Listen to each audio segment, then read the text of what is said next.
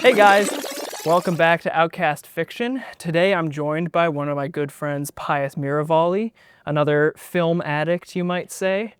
And we are going to be discussing one of the best movies of this year, easily, One Battle After Another. Come on. It technically came out last year, but Pius and I had the privilege of seeing it in theaters a bit ago because due to its mass success, it got a re-release.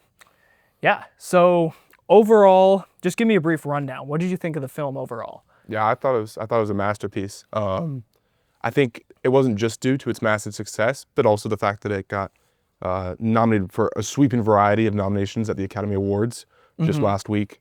That also contributed to the fact that it was re-released. And I think it's currently the front runner for the Best Picture nomination, although we might see it at the time this episode comes out. Maybe it'll have Lay won. some money on the line. Yeah, exactly. Some good bets, yeah. Yeah. But yeah, I just thought it was a masterpiece. I thought it was so well done. Oh, Paul Thomas Anderson is a visionary director in sort of every aspect of the word. Yeah. And yeah, I think he put it all together so well and so clean in this film, and it says a lot. All of its characters say a lot, and I'm looking forward to digging into it. Yeah, for sure. Yeah, dude. I really think that film. I haven't seen much Paul Thomas Anderson as of yet, but that film is really. I'm intrigued. Let's just say.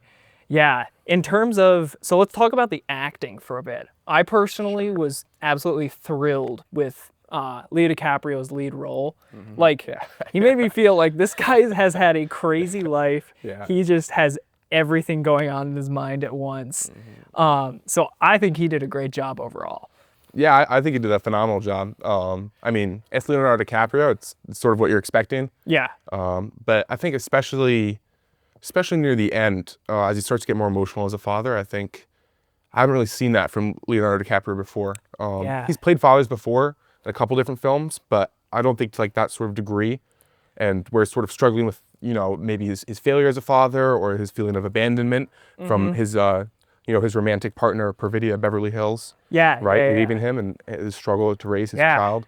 So that was super cool. I think personally, the standout performance for me was Benicio del Toro. I thought he just blew me away as the sensei. He did a phenomenal job. Yeah, that was amazing. Yeah, even though he was definitely a side character, like he was pretty instrumental to several key aspects. Like that escape sequence was so funny, and so I just loved like how he's constantly trying to plug in his like tracker phone. Yeah, it was I think like part of his character's comedic relief. I'm talking about the sensei. Yeah. I do think it goes like further than that. It's so cool to see how he's sort of giving aid to Bob in the movie and sort of like working through that, and he's talking with his family and these other undocumented people as he's going through the building. And how he's sort of like processing how much he's sacrificing to help these people. Exactly. Who are so in need at the time. Yeah. So I really was struck by that for sure. And I love Benicio del Toro. He's just a phenomenal actor. Like you saw him in The Phoenician Scheme. He did a crazy job in that. He's hilarious. Yeah. Another one I recommend is Steven Soderbergh's No Sun Move, which shows him as like in a more like serious light. Yeah. But no, I think he did a phenomenal job, and I hope he wins the Oscar for supporting actor. Yeah. I believe was Sean Penn nominated as well? Yes. Of course. I mean, him as Stephen Lockjaw. When you're a black woman as much as he is, it's a shoo-in for the nomination. Yeah, dude, he's. It was He was crazy, like, I was like, oh my gosh, like, I am thoroughly convinced he is who he's trying to like. Yeah, absolutely. Yeah. Just he did such a good job just becoming like the darkest, most morally despicable person on the face of the earth, and I was like, and to me, I think it was less about how evil he was portrayed and more about how like eccentric and like sort of the ridiculous elements of his evil that I was like, oh, I was really impressed by that. I feel like it's a little, obviously it's a difficult task either way, but I think it's a little bit easier to portray someone who's just intimidating, especially when you look like Sean Penn. You got this like extremely ripped, sort of imposing countenance. To sort of like layer that on top of like the ridiculousness, I was really impressed by that. Yeah. No, I loved his performance. It was wild. Especially down to his body language, like how he always walks. The walks, it was. And he's just like, gotta stick up his ass the entire movie. I loved that, So the actors, I forget who plays the daughter, but she was she was really, really good. Very good. She was nominated again. Tiana Taylor as the mom for Video Beverly Hills. I think she did a very good job.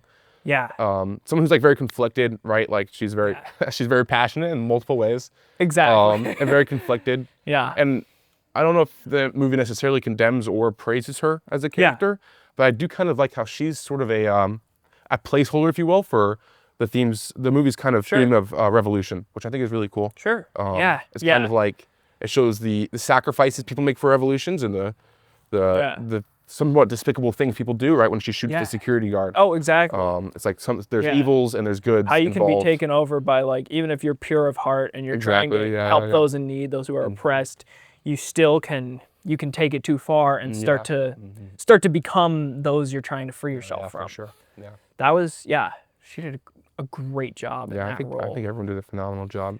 Yeah. The Christmas Adventurers Club, those guys were great. Those guys were phenomenal. They look completely shifted. I mean, like I said with Sean Penn, it's like they did a good enough job like making themselves into these evil people.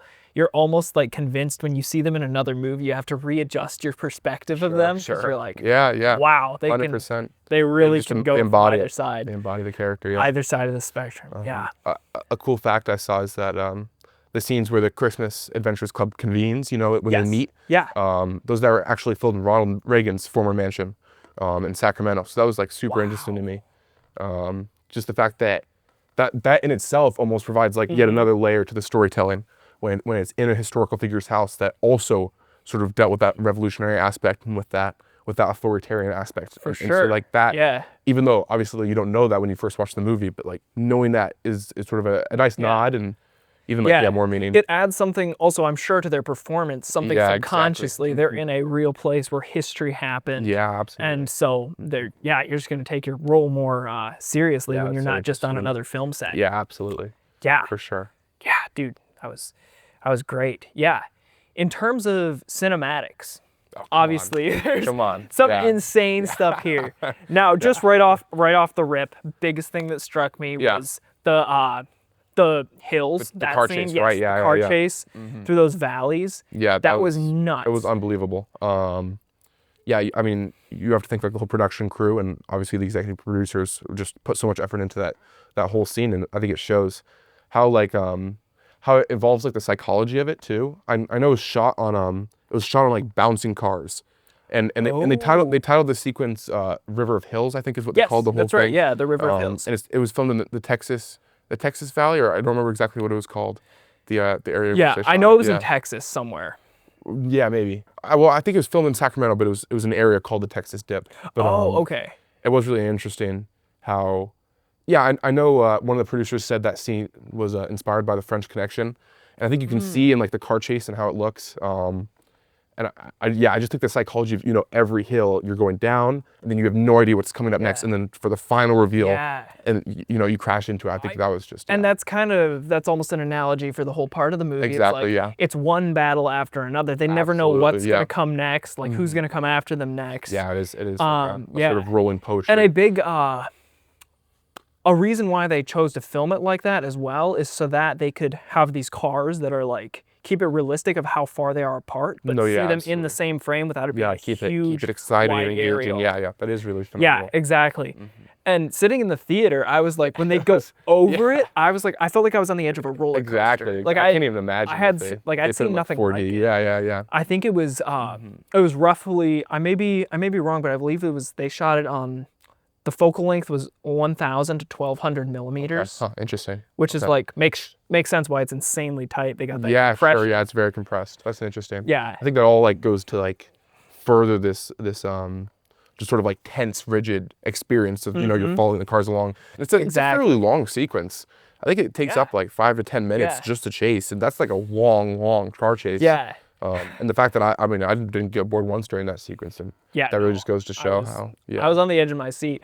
That's funny because I whispered over to you. I was like, "This is like death proof." Yeah. And you were like, "Oh yeah." Yeah. I mean, in elements, yeah. And I've mixed feelings about that movie, but as do I. Yeah. The cinematography, at least of the cars, is undoubtedly really good in that movie, and is phenomenal one battle after another. Oh, for sure.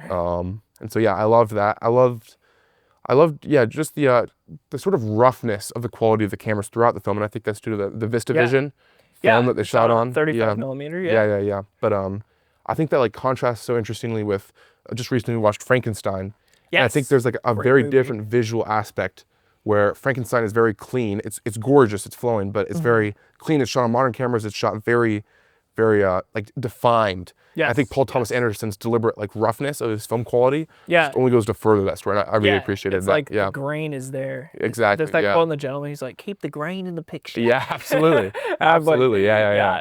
It just has that gorgeous look of color. Like I had no idea what to expect going into the movie, and I saw it. I was like, that has to be shot on film. Like you can't. It's so hard to match the look with digital or anything. Sure. But yeah, gorgeous colors. Yeah, I really thought it was breathtaking. I think there were a couple interesting parts of production. I think I saw that Benicio del Toro, as he was working on the Phoenician scheme, actually had to take a 2-month break from shooting the film completely. Wow. Just because he had like a conflicting schedule. And like I can't imagine, taking such a long break in the middle of the production process and coming back and you have to get back into it. And so it's really impressive. Get back into character. It seems seamless, like you can't really tell like if he's a little rusty or not. Like, they just go right back into it. It's perfect. That reminds me also in terms of the cinematics, you were saying, and I agreed with you, one of your favorite sequences you said was the samurai, like the train in the dojo. In the dojo. In the dojo, That was amazing. And I think it shows really, really well there, just like with the overexposed lighting. It shows, again, that roughness I was talking about. Yeah. You can see it in the shots of the daughter and also the sensei, just that that sort of like washed out, almost worn and weathered aspect of the dojo and kind of the town itself. Yeah. Of Bath and Cross. I think that like just shows like how weathered and how struggling but strong both the dojo and the town is, and I really like that from the lighting and the shot. Yeah, it's really interesting how they use. It's like things you would never think of, and then it hits you all of a sudden like later, and you're like, that's why I felt that way. I'm watching it. Exactly. It's I thought it was really special. So the production was it was just clean. It was slick. It was very well produced. I think it had a number of producers on it, so I think that might have contributed. I mean, it's a sprawling epic. I mean, if you're talking about epic of the year, I mean, let alone best movie of the year, but best epic of the year, I think it would easily go to it. You don't really see anything else on that scope this year. I think it's interesting how they actually shot all in California, which I think is really interesting because it really does like exemplify California in a lot of ways. Oh, definitely. Which is why I think it's so popular over there, but also I think it like imbues with the spirit of the movie. Yeah. I think, like the Sacramento area and all that, and I know some of it was financial. I heard one of the producers talking about the financial aspects of how they filmed it, and sort of how the tax credits in California are not all there, and so they had to like work around a couple things. I think that's why you're seeing this big exodus from California into like Portland and Georgia and Nashville and Tennessee. Bittersweet. Yeah, exactly. So it's always cool to see someone return there, like Once Upon a Time in Hollywood with Quentin Tarantino. And Paul Thomas Anderson's his previous film Licorice Pizza. Like there's like a distinct love for California, I think, that you can see in one battle after another, as in those other films. Yeah. I really appreciate. Yeah, that did kind of warm my heart a little bit because it's like it's nice to have studios in other places, but there's just so much rich tradition of the film industry in California. No, yeah, for sure. It just kind of warms my heart, kind of like a classic Hollywood film. And it just sure, exactly 100%. There is definitely like that tinge of nostalgia. Yeah. And I mean, I think one battle after another is kind of in a hazy time sequence. I know the original film Vineland happens around the 1970s, so it has like vintage aspects to it, even if there's certain modern overlines. But I did kind of like how it blended the lines there as well. Definitely. In a distinctive way. What do you think of the sort of I guess the overall like the set design and like that sort of atmosphere and aesthetic? Yeah, I really liked it. The sets, like sometimes some recent Netflix productions have rubbed me the wrong way a tiny bit. Okay. When it's just so oversimplified. It's like still visually appealing and sharp and like there's contrast, but it's just I really like this one because there's just so many raw, like gritty elements. Like for example, in his home, when he's there like on the on the phone and stuff. Okay. You can see, it really caught my eye, all the little like artifacts No, and it's books. true. It's so stuffed with detail. There's so much. It's a film that's built for the cinema. Absolutely. Like, it's meant to be experienced in theaters. Yeah, I'm so grateful we got to catch it. Yeah, thank goodness. After we we finally found a good weekend. Yeah. So I just loved the amount of attention to detail in set design. Yeah. And like you're in the dojo and you can look around and it's the scene where he's freaking out. He's like, "You got to get me out of here." Sure. When he goes to the sensei for help. Yeah. And it's just, you can see all this trash lying around and stuff, and it's like every part of that was put there so intentionally. Yeah, it's a very intricate film for sure. It just makes it feel all that more real, because at the end of the day, it's a real film meant to deal with like real issues, real things people have experienced. Yeah, I think it was interesting seeing the public reaction to this film, especially before I watched it. And so coming into that, I have like these sort of viewpoints I've heard from different sides of the political aisle, and like also unbiased views. And so it was interesting seeing how those sort of complemented the narrative of the film. And coming out of it, I do think it certainly deals with controversial issues. Definitely. Obviously, I think when people watch it, they think most of what's going on right now in like Minneapolis. You know, you have ICE coming in and the murders of Renee Gooden and Alex Peretti. But I think it's sort of more than that. It's sort of more than it's more than a conversation about immigration in America, because this is a global film and it speaks to people all over the world. And again, I think it's more than immigration. It's more of just, I think it's more of a moral film than a political film, really. It sort of honestly covers just sort of covers the topic of revolution just as a whole. And I think I really admire Owen Gleiberman. He's a critic for the Variety magazine. And I really appreciated his view of this film, which was that it sort of, again, it goes beyond political aisles, and that a lot of people on the left actually have done it a disservice by calling it a left film, because there's nothing really political about revolution and defying authoritarian regimes. It's just sort of exemplifying how people deal with revolution, how they cover this topic, and what it does to a person, as you were saying before, with Perfidia Beverly Hills, how it affects people and their relationships with each other. Exactly. And we're all called in some ways to it. It's to some people who kind of have like kind of raged against the film and reviews. It's like, you have to realize none of this is novel stuff. Exactly. Everything that has happened in the film has happened to real people, Absolutely. Fellow human beings. This is a real human experience. 100%. Like, it's the ugliest of lies, but if we're gonna take joy in the most beautiful truths, we have to suffer the ugliest lies and be able to depict them without fear. I just think so. Yeah, and I just love how rawly the film did that. Tears you up inside, like makes your heart break at parts. But it's so well done. Absolutely. I really admire how thematically it approaches all these different messages. It's like a very light but yet deep approach. And it actually reminds me a little bit, strangely enough, of the writings of G.K. Chesterton. In a weird way. Just the way it sort of has a very lyrical approach and a sort of surrealist, but like a small surrealist or ridiculous approach. You have these Christmas Adventurers Club. It's like the most unrealistic title. You have these like Perfidia Beverly Hills as a real name. It's these little ridiculous elements, but it's not Ghetto too, Pat. Ghetto Pat, exactly. Ghetto Pat Calhoun. That sort of take the film out a little bit from this real life, but sort of shine a light back into it. And I think you see that in G.K. Chesterton's writing as well. Most definitely. In the way he approaches paradox and these like little changes to real life to sort of illustrate perhaps larger messages and larger themes at play here. Yeah. And I really love how Paul Thomas Anderson does that. And when I was looking at the original novel Vineland that the movie was based off of, I didn't really see that lyrical distinctiveness. So I think it really does come from the movie's writing as opposed to the book. And I really did appreciate that. Yeah.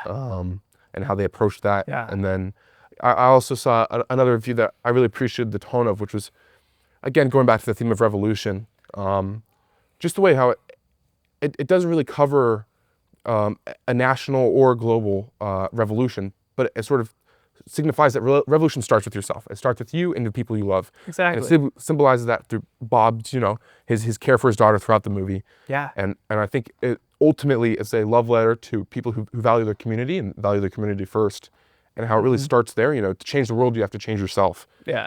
Exactly. I think I really love how you see these two distinctive figures of Bob and then Perfidia Beverly Hills, sort of exemplifying different traits of a revolutionary moment. And I think it really does praise Bob's side of it, Yeah. which is a quiet revolution, but a revolution that really just relies on caring about those you love about, and that'll sort of affect more those around you, as opposed to just going out there and trying to, you know, cause violence and cause change through wild means. It really just does start with yourself and those around you. Yeah. And one thing I did, another like slight detail that goes along with that is the comedic elements that are in there.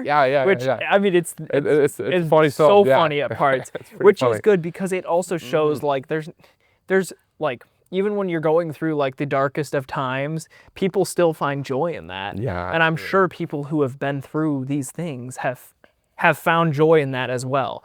And the comedic parts, it's like you're almost suffering through this with them while you watch the film, because it's so immersive, so gritty, so powerful. And it gives you like the same break when you hear the joke. You're like, oh, okay. It's such a it's very lyrical balance. It's almost like a song. In a way, it hits beat after beat after beat, or battle after another. It's such an interesting, you know, mix between the two, just to carry the narrative and to carry the character development forward, which was just exceptional in this movie. I mean, for sure, all the characters really just stand out. Yeah. In a way I really loved. Again, like a little bit almost like the Coen brothers, if you will. Yes. Just the way how each character is very unique and very memorable, even the smaller ones to the larger ones. Yeah. All the different characters of the French 75, you know, who you see at the start and who are eventually killed. You know, like I remember each of them throughout the film. It's not like they blend together at any point. I really like that. Yeah, almost similar beats and pacing to like Fargo. Yeah, a little bit, Again, I would only extend the Coen brothers analogy to the characters, but I guess I see that. Yeah, a little bit for sure. I just think the film comes together so cleanly and so well, and it's sort of a miracle when you have something at that scale, to have something be so intricate and yet so sprawling and magnificent. For sure. And I'm just blown away. I think it was phenomenal. It's gorgeous. Yeah, it was gorgeous, beautiful, very powerful. And it changed me for sure. Yeah, and I'm happy to have watched it. Which at the end of the day, that's what a film should do. Yeah, amen. And I live the money line, $500 on Best Picture. Let's go. 100%. Yeah, awesome. So that'll be great. Yeah. Yeah. Well, thanks so much for tuning in, guys. Thank you so much for being on the podcast. Absolutely, my pleasure. Pius. Yeah, I'd love to have you on here again. Yeah, hopefully when I'm further along my producing journey. Yes. As I look forward to being. Yeah. This man is talented. He's gonna do out the great podcast. things. Come on. All right, hell yeah. Well, catch you guys in the next episode. Please like and subscribe. Leave a comment. It will help so much. Be an OG. Be an OG. Yeah, this thing's gonna blow up. Absolutely. Be a D1. Help us get true art out there, even if it's an outcast piece of art like what we just talked about. But really appreciate you guys watching this. 100%. And have a great rest of your day, and get out and watch this while it's still in theaters. Absolutely.